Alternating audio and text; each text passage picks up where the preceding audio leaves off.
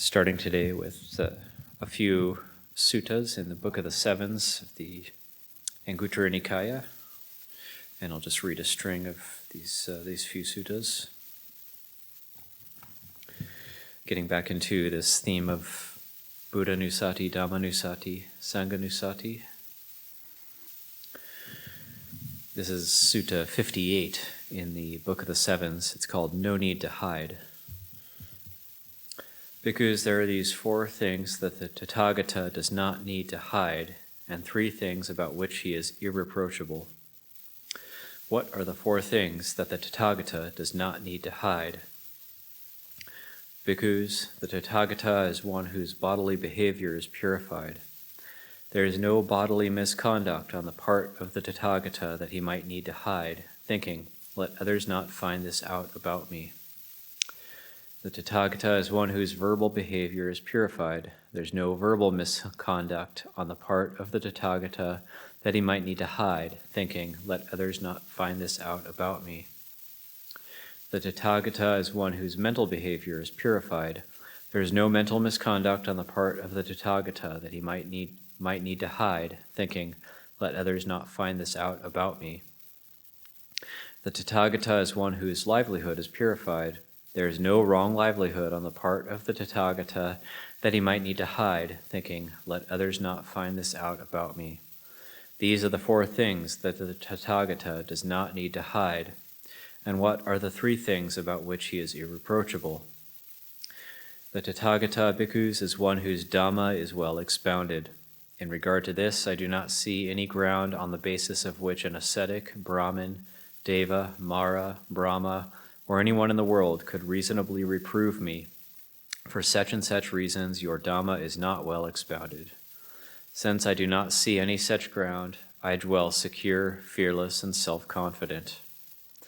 I have well proclaimed to my disciples the practice leading to Nibbana in such a way that, practicing in accordance with it and reaching the destruction of the taints, they realize for themselves with direct knowledge in this very life the taintless liberation of mind, liberation by wisdom, and having entered upon it, dwell in it. In regard to this, I do not see any ground on the basis of which an ascetic, Brahmin, Deva, Mara, Brahma, or anyone in the world could reasonably reprove me. For such and such reasons, you have not well proclaimed to your disciples the practice leading to Nibbana in such a way that, practicing in accordance with it and reaching the destruction of the taints, they realize for themselves with direct knowledge in this very life the taintless liberation of mind, liberation by wisdom, and having entered upon it, dwell in it. Since I do not see any such ground, I dwell secure, fearless, and self-confident.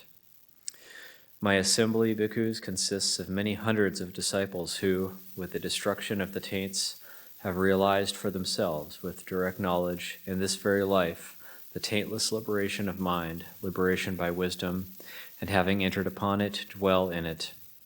In regard to this, I do not see any ground on the basis of which an ascetic, Brahmin, Deva, Mara, Brahma, or anyone in the world could reasonably reprove me. For such and such reasons, it is not the case that your assembly consists of many hundreds of disciples who have destroyed the taints and realized for themselves with direct knowledge in this very life the taintless liberation of mind, liberation by wisdom, and having entered upon it, dwell in it. Since I do not see any such ground, I dwell secure, fearless, and self-confident. These are the three things about which the Tathagata is irreproachable. These bhikkhus are the four things that the Tathagata does not have to hide, and the three things about which he is irreproachable. So I quite like that because it's pointing out this aspect of the Tathagata, the Buddha, dwells secure, fearless, and self-confident because of these purities and these ways of being irreproachable, having nothing to hide, and so on. Nothing to hide by body, speech, and mind, and thinking, may others not find this out about me. So that because of that, it's not that one becomes liberated and you can do whatever you want and you dwell secure, fearless, and self-confident. It's because the conduct is perfected and there's nothing blameworthy that one is doing, and because of that, dwell without fear and self-confident. I think it's this subtle point of pointing out that the Buddha, having realized the ultimate truth, the relative is also purified in a sense. It's the perfection of knowledge and conduct, so that the conduct is still there, and there's still the results of good conduct. This next sutta, it's called Kimbila. Thus have I heard, on one occasion the Blessed One was dwelling at Kimbila in a Nichula grove. Then the Venerable Kimbila approached the Blessed One, paid homage to him, sat down to one side, and said, "What is the cause and reason why, Bhante, the good Dhamma does not continue long after a Tathagata has attained final Nibbana?" Here Kimbila, after Tathagata has attained final Nibbana, 1. The bhikkhus, bhikkhunis, male lay followers and female lay followers dwell without reverence and deference toward the teacher. 2. They dwell without reverence and deference toward the Dhamma.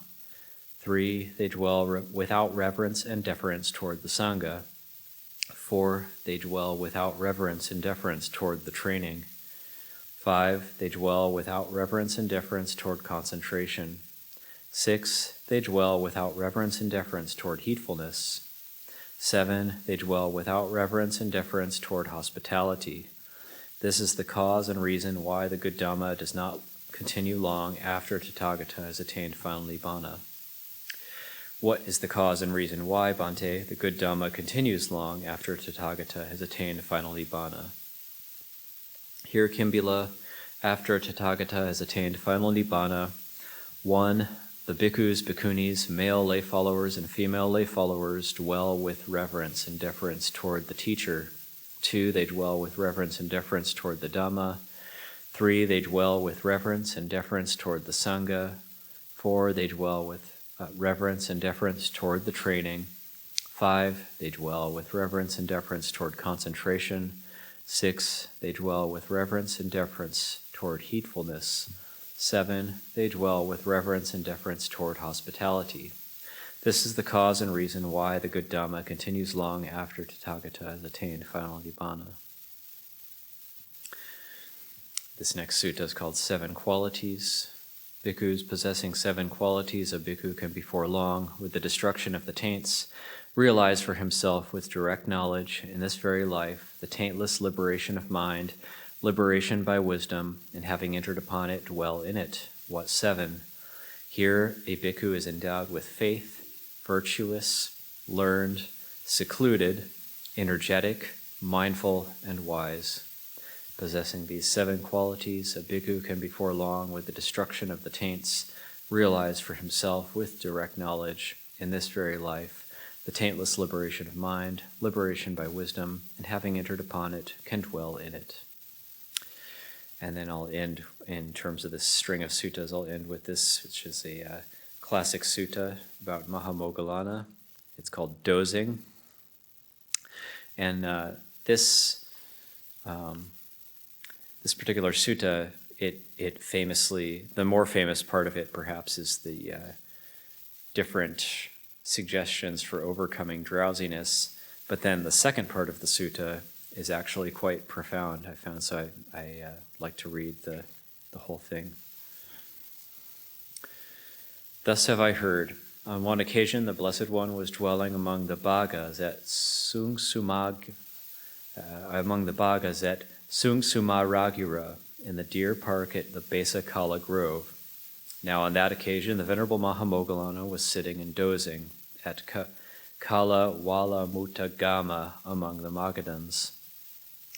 With the divine eye, which is purified and surpasses the human, the Blessed One saw the Venerable Mahamoggallana sitting and dozing, and some translations say he was sitting and nodding. Then, just as a strong man might extend his drawn-in arm or draw in his extended arm, the Blessed One disappeared from the deer park at Besakala Grove and reappeared before the Venerable Mahamoggallana. The Blessed One sat down on the seat that was prepared for him and said, "Are you dozing, Moggallana? Are you dozing, Moggallana?"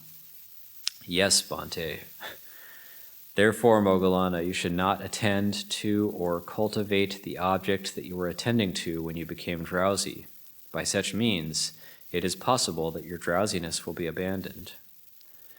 But if you cannot abandon your drowsiness in such a way, you should ponder, examine, and mentally inspect the Dhamma as you have heard it and learned it. By such means, it is possible that your drowsiness will be abandoned. But if you cannot abandon your drowsiness in such a way, you should recite in detail the Dhamma as you have heard it and learned it. By such means, it is possible that your drowsiness will be abandoned. But if you cannot abandon your drowsiness in such a way, you should pull both ears and rub your limbs with your hands. By such means, it is possible that your drowsiness will be abandoned. But if you cannot abandon your drowsiness in such a way, you should get up from your seat, rub your eyes with water, survey all the quarters, and look up at the constellations and stars. By such means, it is possible that your drowsiness will be abandoned. But if you cannot abandon your drowsiness in such a way, you should attend to the perception of light. You should undertake the perception of day thus: as by day, so at night; as at night, so by day. Thus, with a mind that is open and uncovered, you should develop a mind imbued with luminosity. By such means, it is possible that your drowsiness will be abandoned. But if you cannot abandon your drowsiness in such a way, you should undertake the exercise of walking back and forth, perceiving what is behind you and what is in front, with your sense faculties drawn in and your mind collected. By such means, it is possible that your drowsiness will be abandoned. But if you cannot abandon your drowsiness in such a way, you should lie down on the right side in the lion's posture, with one foot overlapping the other, mindful and clearly comprehending, after noting in your mind the idea of rising. When you awaken, you should get up quickly, thinking, I will not be intent on the pleasure of rest, the pleasure of sloth, the pleasure of sleep. In this way, Moggallana, you should train yourself. Therefore, Moggallana, you should train yourself thus. We will not approach families for alms with a head swollen with pride. It is in this way, Moggallana, that you should train yourself. It may be, Moggallana, that a bhikkhu approaches families with a head swollen with pride. Now there are chores to be done in the families, and for this reason, when a bhikkhu turns up, people may not pay attention to him. In such a case, the bhikkhu might think, who has turned this family against me? It seems these people have now become indifferent toward me. In this way, through lack of gain, one feels humiliated. When feeling humiliated, one becomes restless. When one is restless, one loses one's restraint. The mind of one without restraint is far from concentration. Therefore, Moggallana, you should train yourself thus. We will not engage in contentious talk. It is in this way that you should train yourself.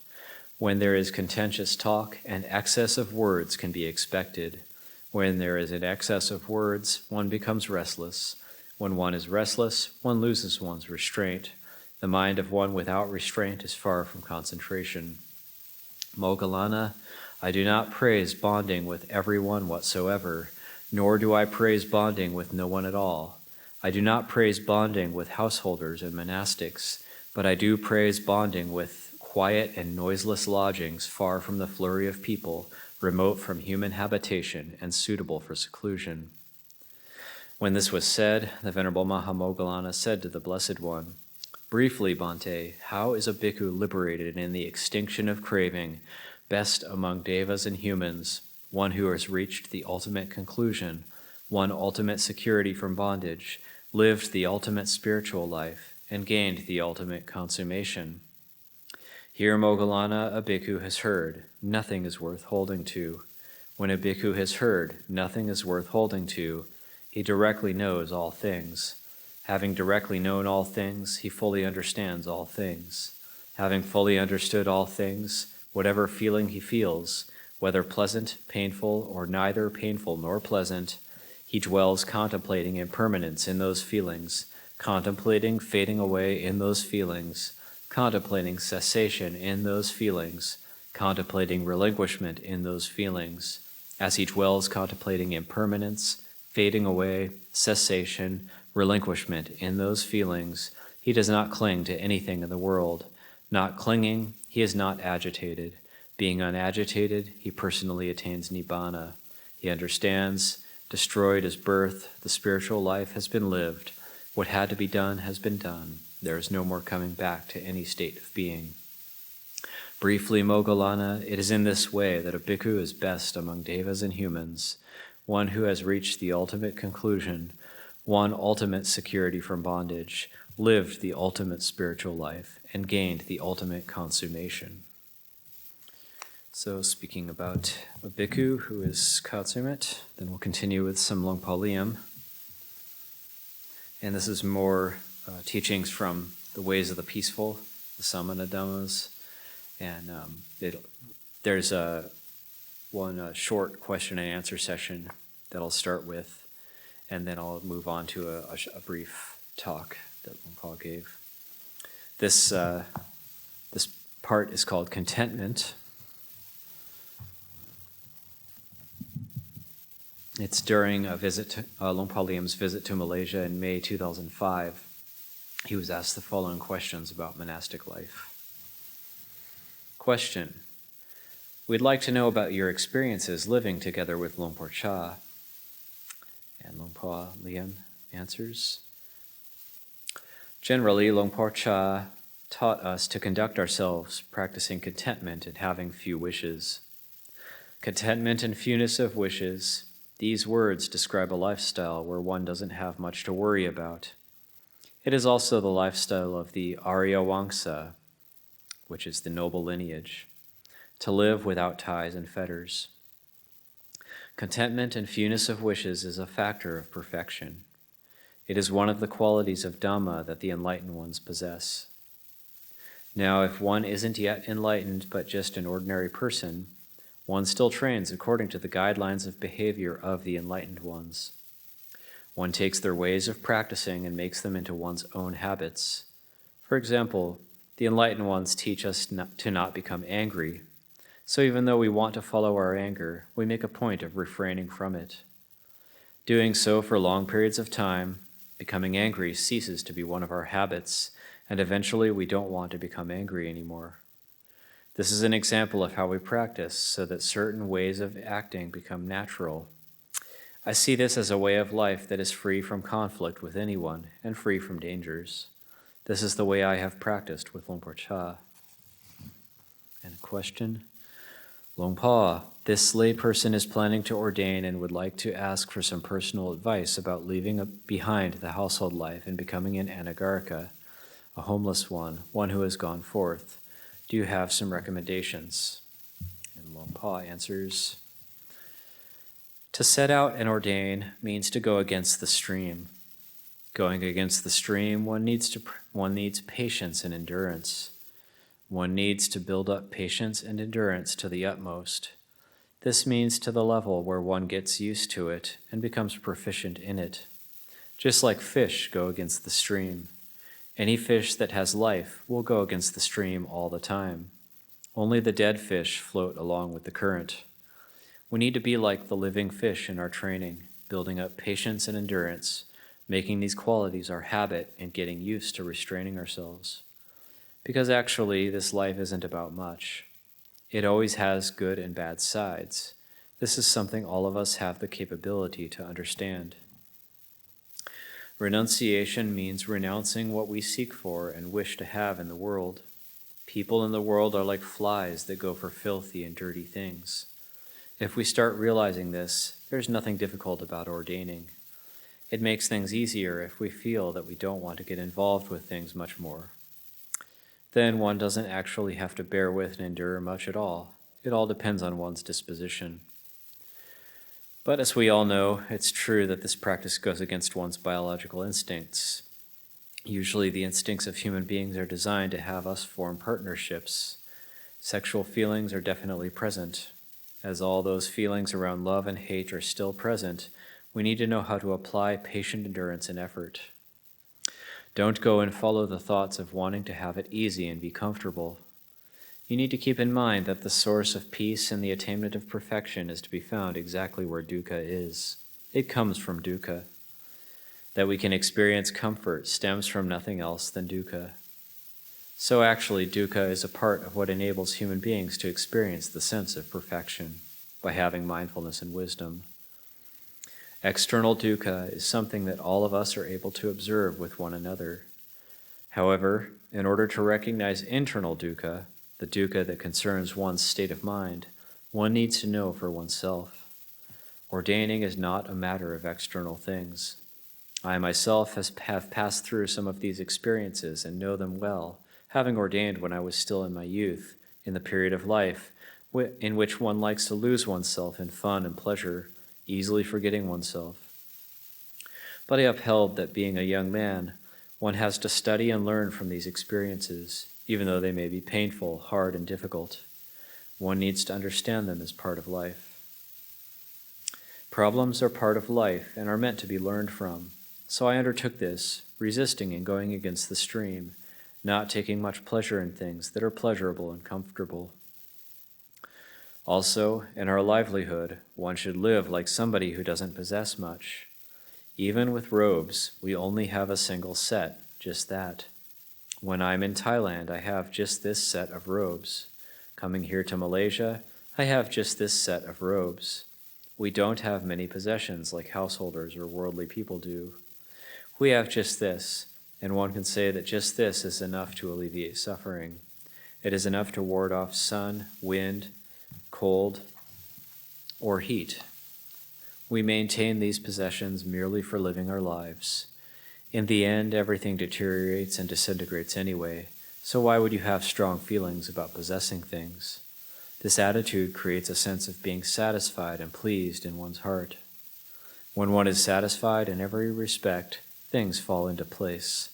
Feeling satisfied, we are happy and at ease wherever we are, simply that. We are happy whether we live by ourselves or in a group, whether we have little or much. When we have eaten enough of our meal, should someone come to fill our bowl again, we simply don't want it. Eventually we develop into somebody who doesn't have any obstructions, doesn't have any worries about anything anymore, living in a way that can be called sugato, or well gone. This is an outline of how things gradually evolve. And then we'll end with this short talk called Gentleness, Humbleness, and Patience. And I think I was personally here for this one. It was my first year in Thailand, so I would have been there for that. This is called Gentleness, Humbleness, and Patience. Advice given to monks from Wat Pah Nanachat asking for dependence on Luang Por at the beginning of their stay at Wat Pah Pong on January 28, 2006. You need to train to bring forth an attitude of gentleness and humbleness. The words gentle and humble describes what is good conduct for Sangha members, something that we need to practice by ourselves and develop in ourselves. With these qualities, the Sangha is well accepted by society. Anyone who behaves gently and humbly will always be well respected, even by the Devas. The Devas praise a gentle and humble demeanor. Whatever it is, our prostrations, or the good way we raise our hands to greet, all these are expressions of good manners that all of us in our Sangha should practice. This practice and training is like the ornament of a samana. It makes him beautiful and enriches him. Whenever a samana interacts with society, he will never provoke feelings of aversion, irrespective of the social status of the people he meets. A samana is well accepted by society. It is worth noticing that those leaders of society who take the 10 Dhamma qualities for a ruler seriously and also need to develop the qualities of gentleness and humbleness. The 10 Dhamma qualities of a ruler, these are called the Raja Dhammas. These are generosity, virtue, selfless work and sacrifice, honest work, deporting oneself with gentleness and congeniality, austerity, freedom from anger, non-violence, patient endurance, and not straying from righteousness.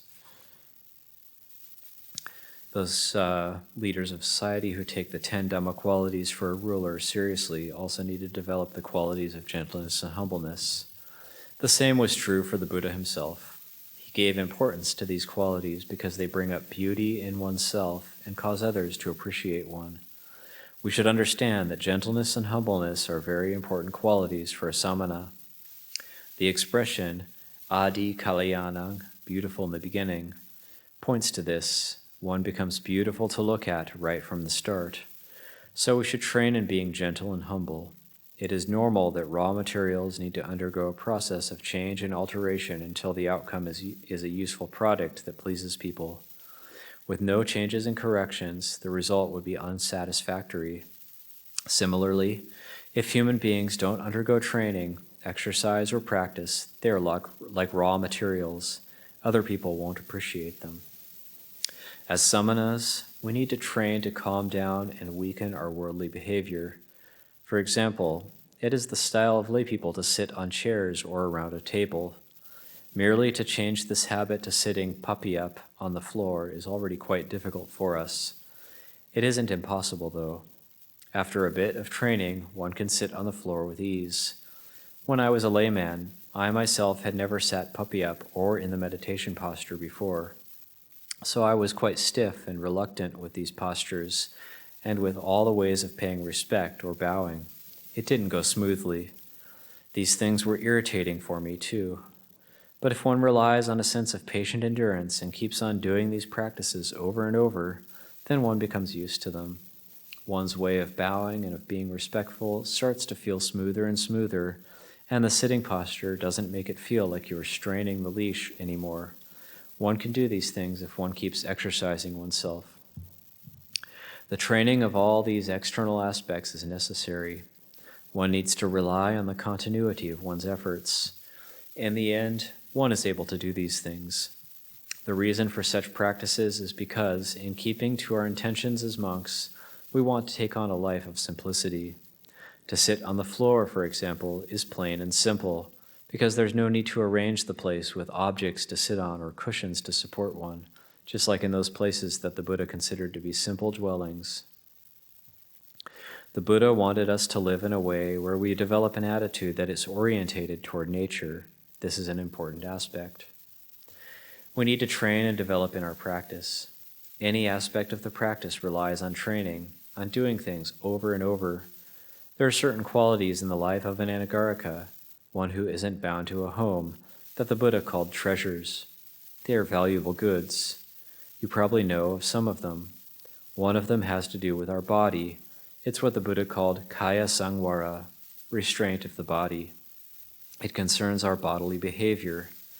Possessing restraint toward the body helps us to see things clearly, because our attention needs to be connected to our bodily movements, activities, and the respective feelings in each posture. We need to directly know these things in time, and, for the sake of restraint, we also need to be able to tell right away whether each bodily action or movement is appropriate for an anagarika, someone who practices in order to realize the danger of samsara. We practice to observe our bodily conduct according to the good manners and etiquette of a samana. To practice like this gives rise to beauty. Maintaining one's bodily conduct is similar to looking after one's requisites, like the dwelling, for example. One needs to maintain it well, so it can be of use and provide comfort. In our training, we also need to check whether what we do is appropriate for our community or not. What do our friends in the monastic life think? Would they approve of our behavior? If not, we need to practice further. These are external things, of course, but still, we should see them as important factors that define our lives as anagarikas, those who realize the dangers and drawbacks of samsara. You need to be alert and aware of yourself and keep good etiquette, or, in other words, keep sila. Sila can also be called an awareness of the dangers and drawbacks in one's actions, and the intention or feeling that one no longer wants to act in the ways that are not good. Armed with such intentions, a sense of concern regarding actions that cause enmity and danger, we need to develop and improve our capacity to resist. Bodily resistance depends on factors like food, the weather, and our environment. Being a monk, food is something that we aren't able to control or choose by ourselves, as we depend on lay people's free will to sacrifice by practicing dana. We need to realize that what we get is independent from what we would like to have. Actually, the things that we do want are very much conditioned by the things we are used to. Being monks, we need to understand that our practice has to follow the principle of being happy with whatever we receive or have. An attitude like this will make us feel normal about things. As lay people, we always did what we were used to. We usually call anything good if it was what we liked. Anything we dislike was bad. We've been supporting such an attitude over a long, long time. Now we need to go against it. We have to train ourselves in going against what we are used to and what we like. An example of this is sitting in the meditation posture. If we have never sat in this posture before, the first time we do it, there are a lot of painful feelings. What one experiences are feelings of agitation and irritation, to put it simply, dukkha. This is the same whenever we don't get what we like or what we were used to. Sometimes we struggle so much that we become worried and start to doubt everything. This is where we need to learn how to let things go, how to put things down. We need to realize that, as monks, we are not part of those people that arrange things according to our wishes or ask for things. Which kind of food we get, for example, is up to the donor. So we need to be able to adapt and step back from our own ideas. Not getting what one wishes, one needs the quality of equanimity, or at least patient endurance. This entails what is called going against the stream, to resist one's moods, or going against what one was used to in lay life. So we train to go against the grain, even though it can be incredibly difficult. But it isn't beyond anyone's capabilities. To go against the grain is something that anybody can do. If we go against our preferences, we get the chance to understand that they are merely sankharas, conditioned phenomena, proliferations that we have been supporting all the time. Giving the sankharas importance by identifying with them, saying, we are like this, or this is ours, they become very powerful and are able to tie us down. So the Buddha taught that we should learn to go against the grain and skillfully develop patient endurance, with mindfulness well established and our minds well focused, especially in situations that we've never encountered before. The process is similar to catching animals in the jungle. Catching a wild animal is not easy. One needs to learn a lot about its behavior and approach it with gentleness. One needs to be sure that one knows the animal's behavior very well until one can approach it. So we need to observe ourselves, look at the external side, the way we live our life. If you've studied it well, you will know what this lifestyle of a monk is like.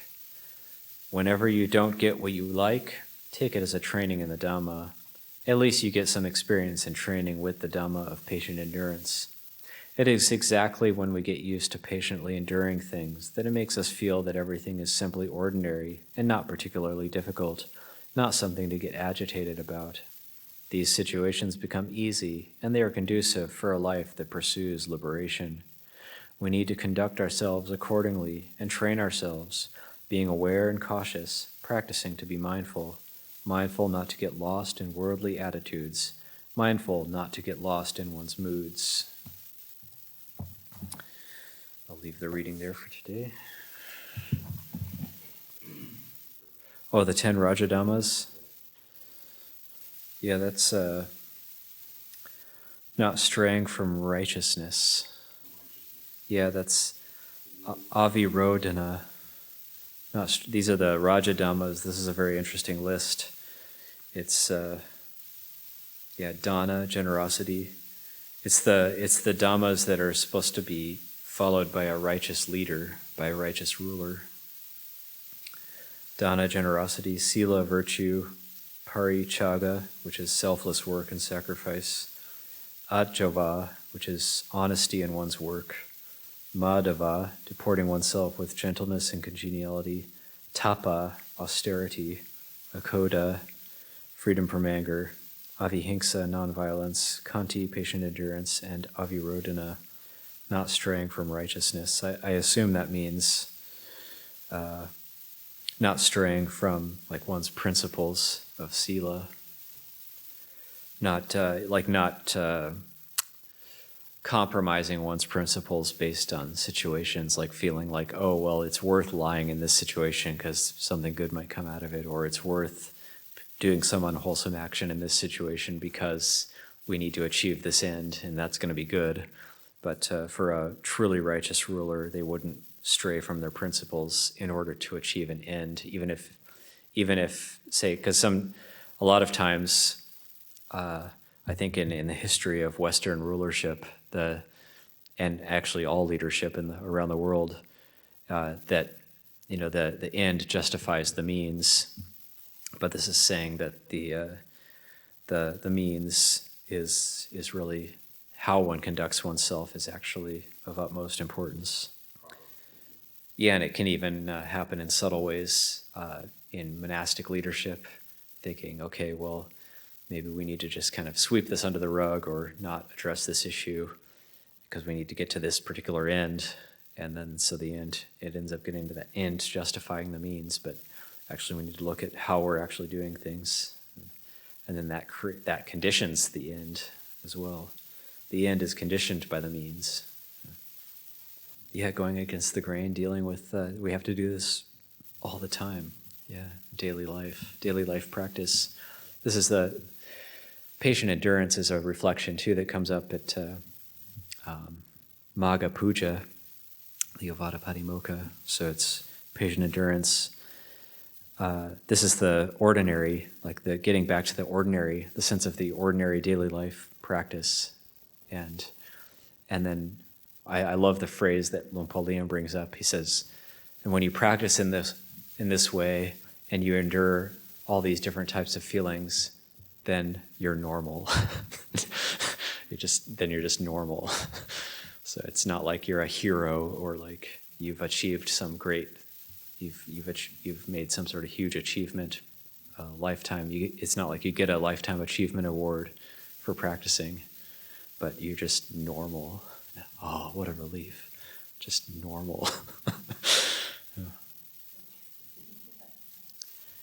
Well, there's also wholesome pride. So, if it's natural to feel a sense of wholesome pride if you memorize a chant or you do a meditation practice or you sit for a long time and you have a good meditation or you do some sort of act of generosity, you might feel buoyed up by that. I think that's okay. But if you start, look what I'm doing, everybody, kind of the sense of self getting, but I don't know if we don't necessarily have to beat down this kind of, if it's just a feeling of feeling proud of oneself or a sense of self-confidence because you've been generous or you've done some sort of good deed.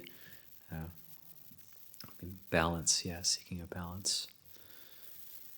All right, we can continue with our practice.